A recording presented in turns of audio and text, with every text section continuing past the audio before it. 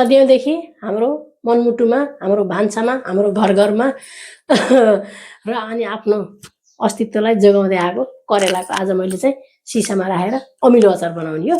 कस्तो कस्तो गरेर गराउँदै रहेछु त्यो हजुरलाई देखाउँछु। सँगसँगै हुनुपर्छ है त हजुरहरू। उही जस्तो सिकायो त्यस्तै जानिन्छ भने जस्तै अब हामीले त अब यस्तै सानोदेखि नै लसुन खुर्सानी करेला राखेर सिसामा बनाएको अचार खाँदै आइयो। अनि त्यस्तो अचार त खाइराख्नु मन लाग्छ, अनि बेला बेलामा बनाएर खानुपर्छ। अनि त्यसपछि गएर यो त अब स्वास्थ्यको लागि कति राम्रो छ भन्ने कुरो सबैलाई थाहा छँदैछ। अब घाममा सुकाउनु पर्छ नि त, यसलाई ओइलाउनु पर्छ।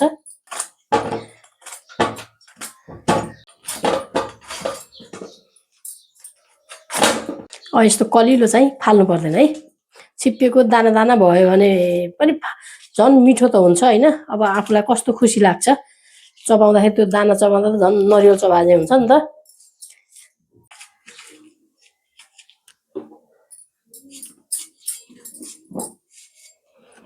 अब पहिला पहिला यस्तो बजारीकरण भएको थिएन नि त, अनि गाउँघरमै उत्पादित यस्ता अचारहरू, मुला अचार, करेला, हरेक चिजका अचारहरू बनाएर राख्नुहुन्थ्यो नि त आमाहरूले। अनि हामी कसरी खाइन्थ्यो नि। अब अहिले चाहिँ यो सहरीकरण व्यस्तताले गर्दाखेरि चाहिँ बनाउन त सकिए अलि कमी आइरहेछ त्यसमा, तर पनि बनाउन त हामी सबै लागि परेर बनाएर खाइराखेका छ। अहिले त्यत्र फ्याक्ट्रीहरू पनि खोलिदिए नि त हामीलाई अचार खाऊ भनेर। तर यो करेलाले आफ्नो जुन त्यो तितोपनाको विरासतलाई कायम राख्दै अनि अगाडि बढ्दै अनि अमिलो पनि हुन्छ, तितो तितो पनि हुन्छ, कस्तो नै मिठो हुन्छ। पछि पनि मैले त्यो भन्छु। अब चाहिँ पहिला मजाले घाममा सुकाउनुपर्छ कि यहाँ ढिला ढिला भएको छ, घाम चर्के लाएर सुकाउनु पाइयो भने चाहिँ सक्क सुक्यो भने चाहिँ एउटा यो घाममा सुकाउनु गर्दा चाहिँ भिटामिन डी पनि प्राप्त हुने सोर्स पनि बन्छ नि त। हामीले अहिले खालि भिटामिनका ट्याब्लेटहरू मात्रै खान खोजिराखेका छौँ, यस्ता यस्ता चिजहरूबाट पनि प्राप्त हुन्छ, त हामी सबैले जानेका छौँ नि त होइन र। अब मजाले घाम लागेको छ, अनि सुकाइदिउँ है त।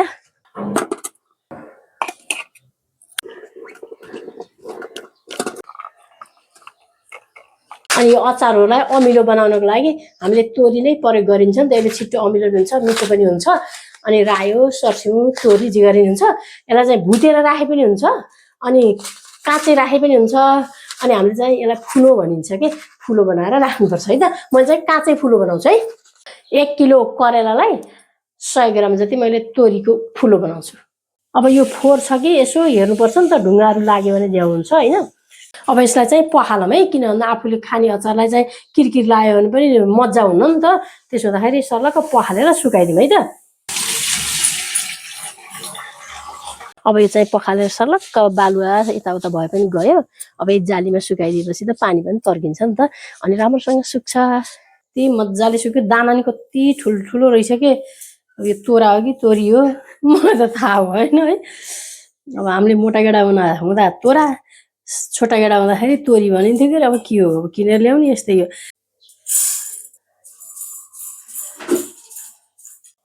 करेला काटेर सुकाएको कस्तो राम्रो नै भएर सुकिसक्यो। अब चाहिँ अचार राख्दिउँ है त। अब चर्को घाम छ नि त, अनि मजा मेरो त सिसा पनि भरिन्न क्या के घटेर यति पनि भएन। लसुन खुर्सानी पनि काटेर सुकाएको कस्तो राम्रोसँग सुकिसक्यो। अब यो करेला चाहिँ मलाई फेरि यस्तो मनपर्छ कि काँचो के कलिलो हुन्छ नि, त्यो काँचै थिचेर काइते निचारेर खुर्सानी हालेर खान्छु कि। अनि मलाई त पात पनि मनपर्छ, काँचो करेला मनपर्छ, झन् अचार त झन् भन्नै परेन। अब चाहिँ बेसार राखौँ, आवश्यकता अनुसारको नुन राखौँ। अनि यो फुलो भन्छु नि मैले, तोरी पिसेर बनाएको त्यो चाहिँ राख्नुपर्छ।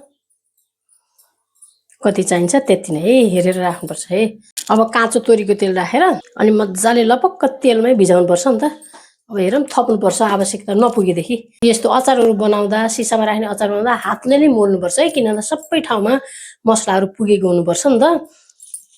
अब त्यो ग्लोभ्सहरू पनि खासै लाउनु पर्दैन, हात सफा गरेर हामीले आफ्नो हात कस्तो छ हामीलाई थाहा हुन्छ नि त होइन।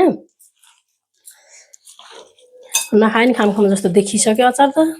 यो फुलो चाहिँ मैले काँचो तोरीकै बनाएको है, नभुटिकन। भुटेर बनाए पनि हुन्छ, नभुटी बनाए पनि हुन्छ है। मैले बिहान 100 ग्राम त लिएँ, तर करेला सुकेर थोरै भयो, अनि सबै आवश्यक पर्दैन कि जस्तो लागेर आधा जति राखेँ है त। यो करेला त अहिले खाँदा नि यस्तो मिठो छ होइन।